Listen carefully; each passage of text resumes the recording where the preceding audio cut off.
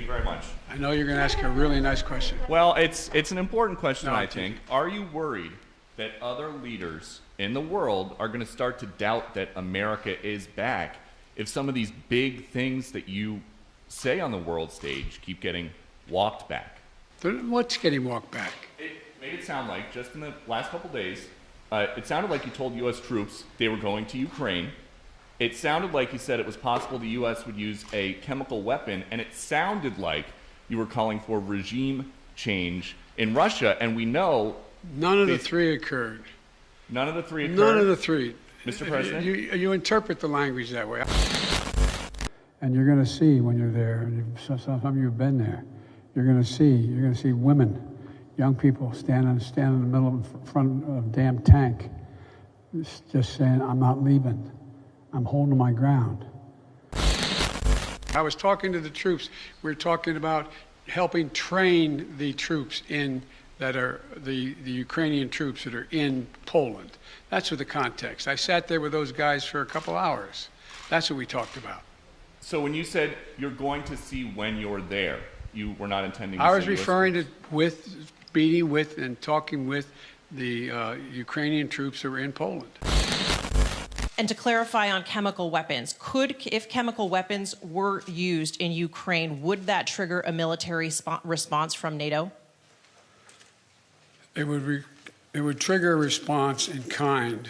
Whether or not you're asking whether NATO would cross, we'd make that decision at the time. And when you said a chemical weapon use by Russia would trigger a response in kind, It will trigger a significant response. what does that mean? I'm not going to tell you. Why would I tell you? You got to be silly. The world wants to know? The world wants to know a lot of things. I'm not telling them what the response would be. Then Russia knows the response. For God's sake, this man cannot remain in power. The fact of the matter is, I was expressing the moral outrage I felt toward the way Putin is dealing in the actions of this man. Just brutality. Half the children in Ukraine. I just come from being with those families. But I want to make it clear, I wasn't then, nor am I now, articulating a policy change. I was expressing the moral outrage that I feel, and I make no apologies for it. What I was expressing, just what I said, I was expressing the moral outrage I felt towards this man. I wasn't articulating a policy change. It means that I would hope it was expressing my outrage. He shouldn't remain in power. Just like, bad people shouldn't continue to do bad things.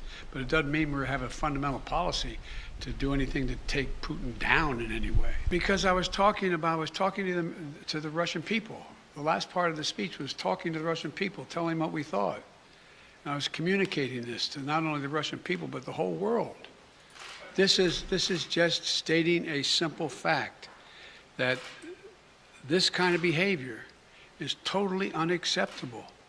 Totally unacceptable. And the way to deal with it is to strengthen and keep NATO completely united and help Ukraine where we can. I'm not walking anything back.